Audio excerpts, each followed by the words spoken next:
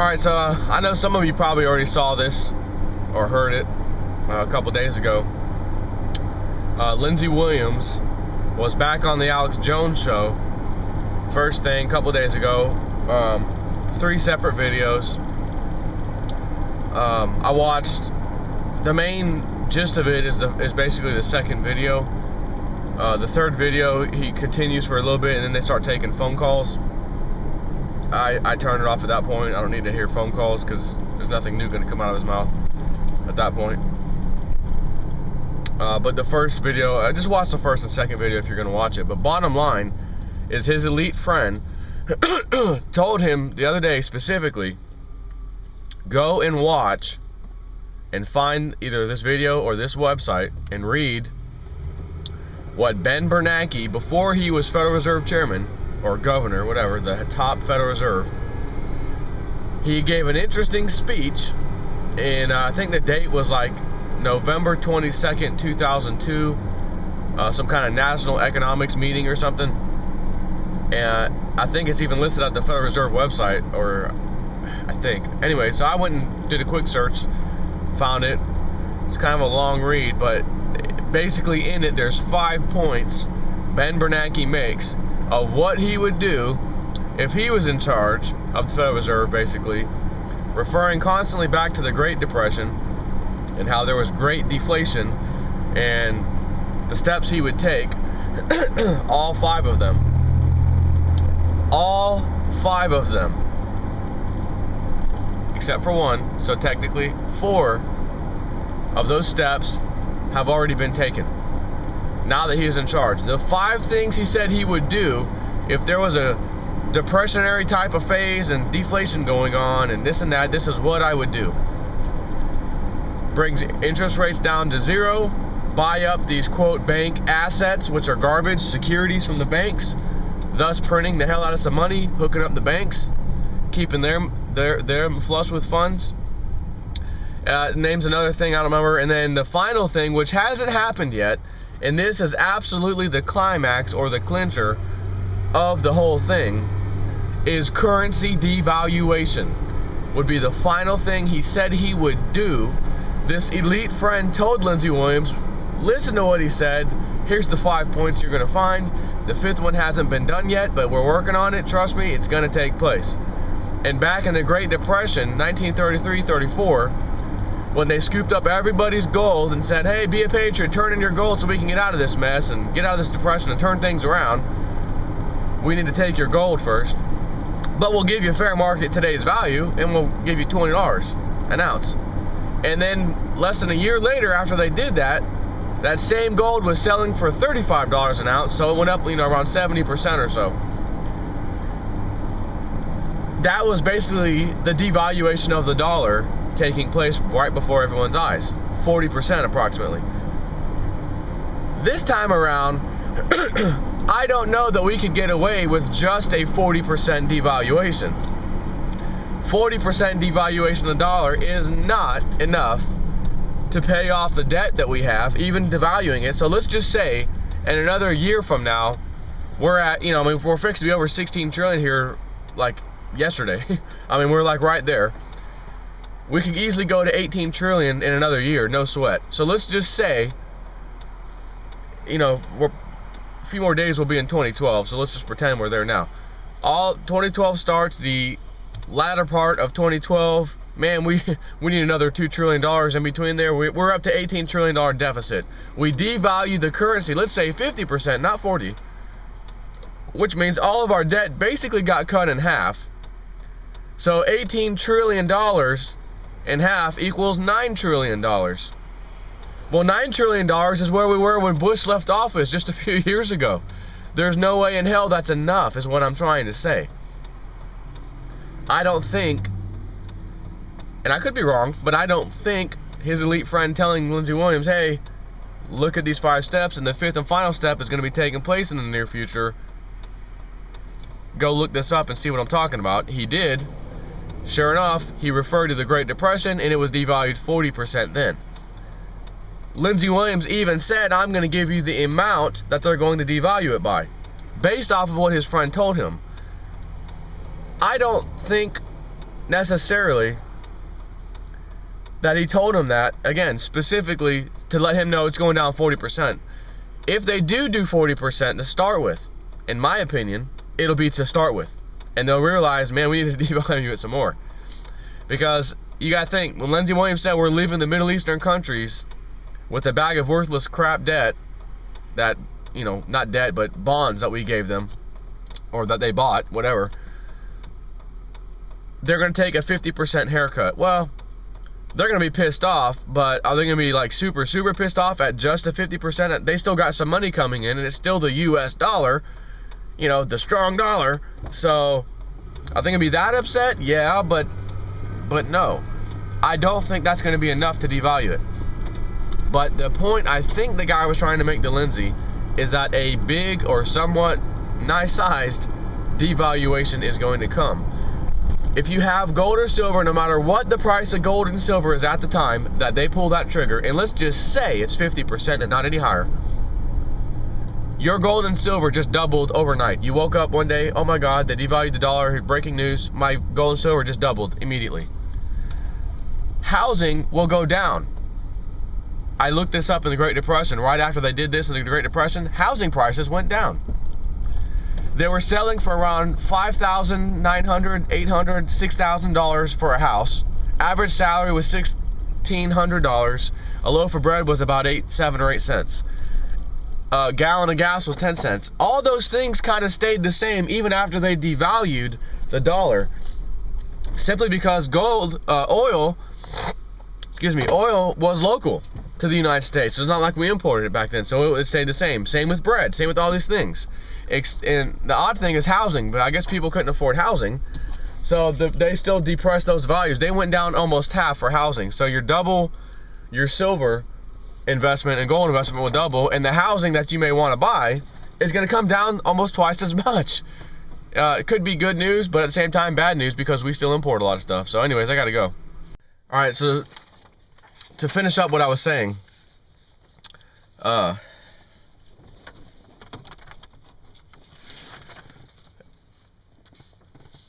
I looked at the data basically after they devalued the currency, the US dollar basically, and gold went almost double. Housing prices, which were at, again, $58, $59, $6,000 roughly, right before that, were selling for like $3,300. Yet bread was still 10 cents, 8 cents. Gallon of gas was still 10 cents, because all that stuff was here locally. We had manufacturing, we had our own companies, everything was here. We didn't have to go anywhere to import stuff. Now, anything we did import at that time just got pretty expensive, almost double probably.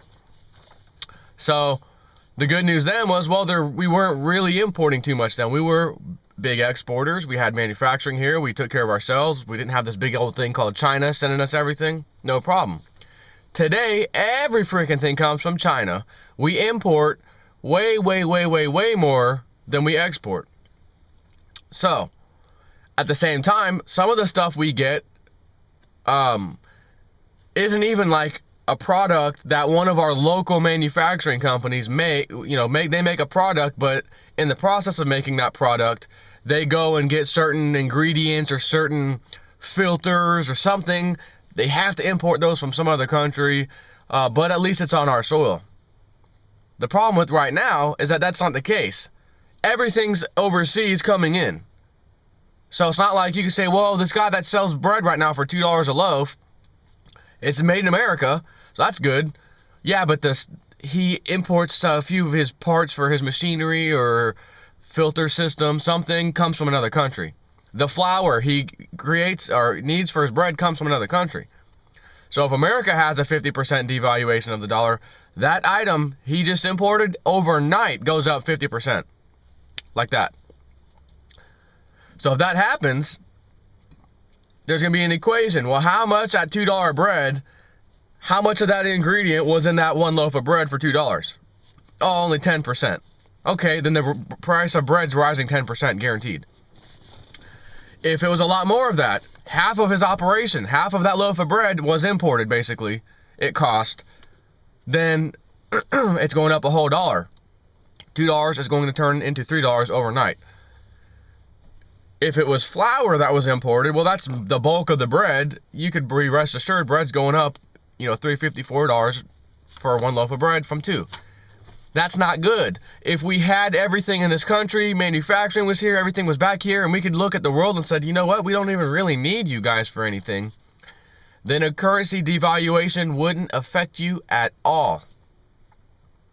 Wouldn't affect you at all. And as a matter of fact, it would allow you in this country to sell goods overseas more than you did so, because now they're cheaper for the people overseas to buy our stuff. Wow, wouldn't that be fantastic for America? Oh, we're going to get back into manufacturing, and we're going to have our own stuff, rely on ourselves, and at the same time, we're going to export. Man, currency devaluation sounds pretty good. Again, we don't have the manufacturing base. We don't have the product base. We've been a leech on the world. We don't provide the world with anything but like some food, which is a good thing, but at the end of the day, it's just food. It's one little thing. It's not items, manufacturing. It's not none of this stuff. We don't offer that. Computer parts. Do we make computers here? Do you know what would happen to the price of computers and laptops and all that stuff? It would have to go up, because all that stuff is made overseas, some sweatshop somewhere. Even if it has an American name company on it, doesn't matter. It's still overseas. It will almost double in price potentially for these kinds of things.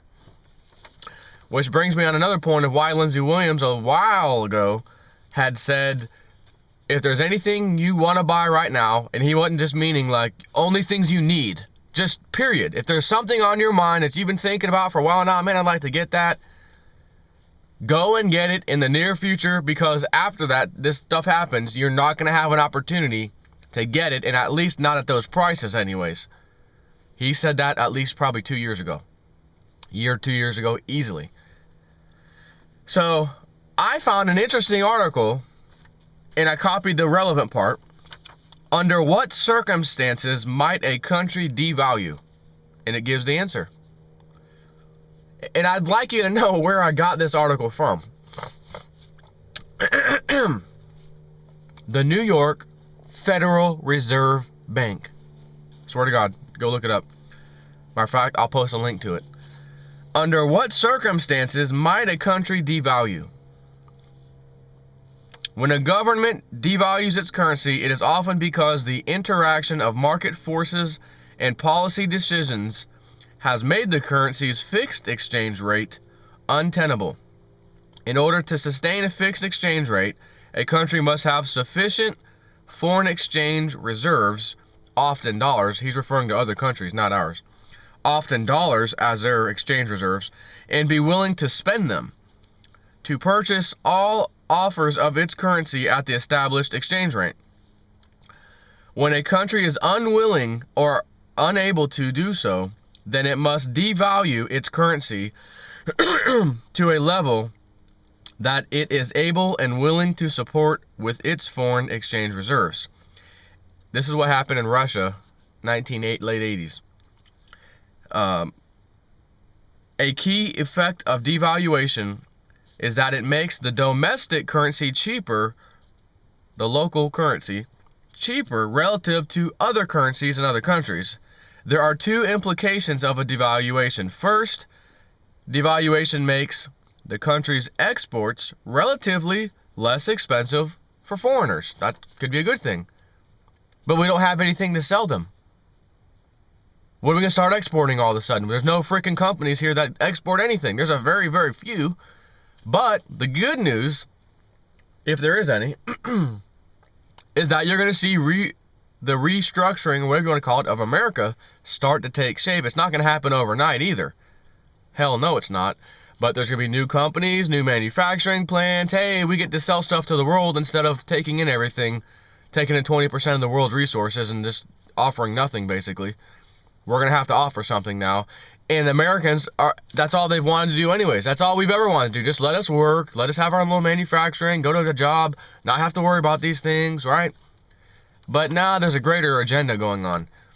But that should take effect over a stretch of years. Manufacturing will come back to this country and we'll get competitive with other countries. Unless, while this is taking place and we say, hey, currency devaluation wasn't that bad after all.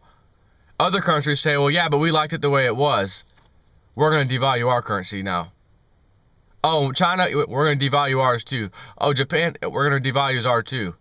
All these sweatshops are on the road, we're going to devalue ours too. Now we're right back where we were. Except we owe less of our debt. The debt that these people are holding, these bonds, you know, 16 trillion almost now. That got cut in half when we devalued our currency, like I said before. Let's just say we're at 18 trillion when this happens, you know, deficit.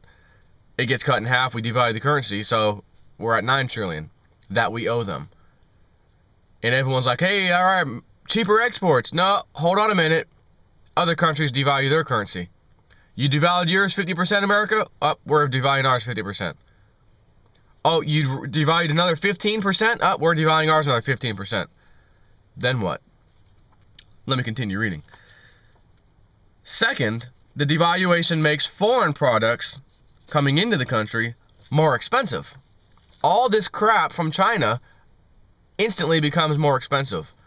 Are you really going to pay more money for the Chinese crap that is guaranteed to break, always breaks, doesn't last, but so far you've just been dealing with it because it's so freaking cheap, I'll just go get another one. It just doubled in price. Now you're going to say, damn it, I missed that old mom and pop hardware store that used to be on the corner that got destroyed when Walmart came into town. Damn it, I missed that little bakery over here that used to be in town until Walmart came into town. But they begged and pleaded, please pay our higher prices because we're a small mom and pop shop and we have to have these prices.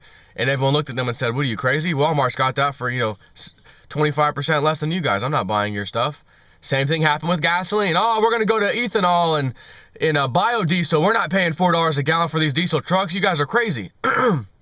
And they set up these agreements, like I said in a few videos ago, about a month ago or so. And then all of a sudden, back when it was $147 a barrel, as Lindsey Williams predicted in 2008, it rapidly shot down to drop to $50 and then $40 for 6 months. Do you think those truckers who had these agreements with these biodiesel companies that sprang out of nowhere, hey, we'll keep paying you $3.50 a gallon. That's better than the $4.25 we were paying before. Oh, wait a minute. Diesel's back down to $3. Sorry, guys. You know, you don't think we're crazy. We can't come to you for $3.50. Gas is $3 again. And the guy with the diesel, biodiesel says, well, wait a minute. I saved you from these evil gas prices manipulators, OPEC or the IMF or the traders on Wall Street pushing the price up. I was fair to you, but it cost me this much to make biodiesel. Yeah, but I can't. I'm sorry. I know we had an agreement, but I can't pay it now. Gas is $3 a gallon. I'm not paying you $3.50. Yeah, but you said the same thing. You weren't paying $4, and that's why you came to me. Yeah, but you know, it's just one of those things, man. Have a nice day. See ya. Isn't that amazing how people work? But that's the way it is. You're going to go to the cheapest thing you can find with the best product lifespan or best product. Cheapest, best product. Is there a median? Yes, right here. Boom. Right now, there's no median. It's just Walmart, China crap, wherever you go, Toys R Us, anything that you pick up and touch, China, China, China. Made in China, touched in China, bred in China, gave birth in China, everything. Your children are you're about to give birth to your kids, and when it comes out, there's going to be a stamp. What the hell does that say? What is that? What the hell is this? Made in China, what the See what I'm saying? So, anyways, the second thing is that devaluation makes a foreign products relatively more expensive for local domestic consumers, thus discouraging imports. Which, of course, could be a good thing because we need to have our own stuff on our own soil, right? But it's not here right now. So there's going to be a time period before all that stuff builds up. And that time period is going to suck. This may help to increase the country's exports and decrease imports, and therefore may help to reduce the current account deficit. There are other policy issues that may lead a country to change its fixed exchange rate. For example, rather than implementing unpopular fiscal spending policies, a government might try to use devaluation to boost aggregate demand in the economy in an effort to fight unemployment. I wonder what steps we're going to be taking.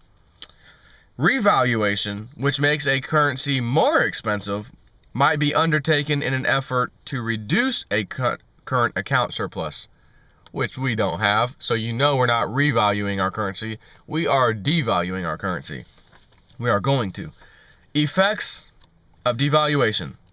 A significant danger is that by increasing the price of imports and stimulating greater demand for domestic products, devaluation can aggravate inflation. After deflation, which is what we're dealing with, comes inflation. Especially when you don't have a manufacturing or product base in your own country to start with that can quickly take over and start working. It doesn't even exist. That's the scary part. If this happens, the government may have to raise interest rates to control inflation, but at the cost of slower economic growth. Remember that little period I told you about that's going to suck?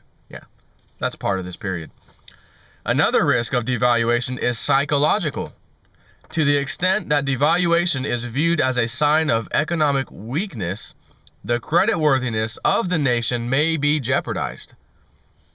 Thus, devaluation may dampen investor confidence in the country's economy and hurt the country's ability to secure foreign investment. Meaning, well, they say foreign investment, but how about everyone that was holding our bonds? 18 trillion of you? Yeah, dollars worth. You just got a haircut for 9 of those trillion. We're going to pay you with the devalued dollars. Of course, you get a haircut 50%. We're having a bond auction next week, as a matter. I know we just devalued the currency this week, but we're having a bond auction next week on our U.S. Treasury bills. How many of you countries want to step up and buy some? Oh, I do. China, come on, buddy. Come on. Japan, yeah, come on over here, buddy. We just screwed them by cutting their value of some asset they thought they had, which was paper, our paper, in half, and you think they're going to come back and get it right back in line? We'll buy some more bonds. No. At that point, our country will have no choice but to tighten its belt and have some kind of fiscal policies in place, because they're not going to be able to, quote, borrow money at that point. Now you can see why first world country America is heading maybe not to third world status, but absolutely no longer first world or superpower. Have a nice day. Another possible consequence is a round of successive devaluations. For instance, trading partners may become concerned that a devaluation might negatively affect their own export industries. Neighboring countries might devalue their own currencies to offset the effects of their trading partner, America's, devaluation. Such beggar thy neighbor policies tend to exacerbate economic difficulties by creating instability in broader financial markets. Since the 1930s, various international organizations such as the IMF, International Monetary Fund, have been established to help nations coordinate their trade and foreign exchange policies and thereby avoid successive rounds of devaluation in retaliation. The 1976 revision of Article 5, or is that 4? Article 4 of the IMF Charter encourages policymakers to, quote, avoid manipulating exchange rates to gain an unfair competitive advantage over other members. With this revision, the IMF also set forth each member nation's right to freely choose an exchange rate system. Now, as I said in the beginning, if you have one country that hasn't been doing anything for the world besides causing wars all over the place, that's us. Sorry, gotta tell the truth here. Going and destroying countries. By the way, how's Iraq? We left Iraq. I think I heard of multiple bombs immediately as soon as we left. Bombs going off, fighting all over the place. Places in ruins. There's no rebuilding Iraq. There's no such thing. Complete sham. Just places in ruins now. Yes or no? Is Iraq in better condition, better shape, the people of Iraq, in better condition now or before we invaded when Saddam Hussein was in power? Simple question. Who Are they in better shape? Yes or no? Answer is an astounding, resounding no. Hell no. And you know this. And you know this, man. Now, if America, which doesn't provide anything to the world, of course, except for some food, and not to the whole world, just some countries we export to for that food. Excuse me. Why would any other country that has been currently exporting to the world decide, hey, America devalued their currency 50% today, we'll just leave ours alone? And allow America, by a simple devaluation, which screwed the country because they were holding bonds of ours anyways. The whole world's got some of our bonds. So this little country's got our bonds, just got a 50% haircut. They're pissed off at us. And now we're coming into the marketplace, so to speak. Hey, we're going to open up manufacturing plants. We're going to open up all these businesses. We're going to start exporting to the world. And we can beat out some of these countries now with our prices. That country that just got screwed 50% haircut on the bonds that they were holding is furious. And is not going to sit there and leave their currency the way it is and say, yeah, come on over, America. You just punched us in the mouth with your 50% haircut on our bonds. That hurts bad because it's, you know, billions upon billions for some of these countries. Some of them, like China, have $2 trillion. They just got cut in half. And now they're just going to sit back, idly by, and let America come in onto the playing field and start exporting goods cheaper or equivalent to this country that just got screwed. Not on your life will that happen. That country will immediately, or very soon after, devalue its own currency. And then there's going to be the devaluation wars, right? Currency wars. And then, of course, the IMF's going to say, guys, hey, guys, everyone, listen. This isn't getting anywhere. The world's in shambles now, and it's getting worse. You're devaluing, they're devaluing, you're devaluing, they're devaluing. You know what the price of silver and gold is going to be when they do that back and forth game? Devalue, devalue, devalue, devalue. Every time, like I said, the day a devaluation occurs in whatever country it occurs in, gold and silver rise by that exact amount opposite. Devalued 50%, gold and silver rose 50% in that currency like that. Without doing anything. And if your current country's thinking about America, devaluation occurs. You don't think people are going to be like, oh my God, I need to get some gold and silver. Even if it's just a little percentage of people. I don't like what I just saw. Our country just came out of nowhere. No one saw this coming. It was Friday, Saturday, Sunday, Monday, bank holiday. On Monday, something happened on Monday. Tuesday, they open up and there's not a new currency, but the currency's been devalued. Where's the media? What happened? How come I wasn't informed? And then their friend, guys like me, Pastor Dowell, some of you guys out there, how much is your silver worth? Oh, well, yesterday it was worth such and such dollars. Today it's doubled. What do you mean today it doubled? Yeah, the currency got devalued yesterday, last night, and as of yesterday morning, it was such and such dollars, whatever that price may be when this happens in the next year or two. And I woke up today, currency devaluations, everyone's all upset. I'm very happy because my silver just doubled. Oh my God, I got to get some. Do you think they could devalue it again? Absolutely, because we have $18 trillion of debt. Maybe in the future we will.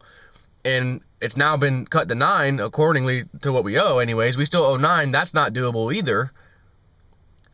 Good chance we'll devalue it some more. We got to get rid of that debt. Oh, you're right. Oh, man. I got to get me some silver and gold. What do you suppose will happen at that point to the prices of silver and gold when the whole sheeple flock, whatever, of sheeple, remember that band from the 80s, a flock of seagull? This is a flock of sheeple, come running in to buy some gold and silver. The prices are going to explode beyond whatever they're at the time. Right now, with destruction on gold and silver, it's $26, $27 silver, almost $1,500 flat gold. This is the buying opportunity, a second wind, if you will, of buying opportunity. I don't know how low it's going to go. I've already said it. My gut is telling me $20 or a little bit lower. Could it get destroyed past that? Absolutely. And if it does, cha-ching, credit card, cha-ching, credit card, get ready. You could be making a small fortune if you do the same thing with a credit card and then ride that silver rise back up and just make your payments to your credit cards. You got the physical silver and then you just make a small monthly payment to your credit cards. That's all you got to do. So, anyways, the IMF is going to see this currency war going on. Devaluation, devaluation, devaluation, another devaluation. Meanwhile, gold and silver are going to go crazy during that time frame, because every devaluation equals higher price than gold and silver. So, what happens? What do you think the IMF's going to do? Listen, this is crazy, guys. We need a one world currency to not ever have to deal with this again. You're devaluing, China's devaluing, Japan's devaluing, this country's devaluing. You look at your unemployment rates, look at all the stuff going on. This is ridiculous. We need a one world currency we can unify behind. It'll be backed by gold and silver, and there'll be one currency, so it can never get compared to anything else. It can't go and get devalued. There's nothing to devalue it against. Hey, I think you're right. Let's use the IMF such and such, the SDR, or some other currency. It's going to be backed by gold and silver anyways. Man, that sounds good. And all the leaders of the world, which they're hoping for, will jump right in on that plan. They're going to want to make the pain stop in their society. Anything to make the people's pain stop, because this is not good for politics, a very pissed off society. And of course, we'll have our one world order, and then that'll slowly turn into the one world government. You know, we gotta have regulation on this. But I just don't think this is going to play out in full. I think Mother Earth, cycles, all that stuff, has got something up her sleeve that no one's going to expect, that makes things 10 times worse and stops these people from allowing what they wanted with their New World Order to get fully implemented. And it's going to be chaotic. That's just my little side opinion for a bonus of today's video. So that's all I got to share with you. I got to go. This is probably one of those videos you might want to hang on to and watch again sometime. Take care.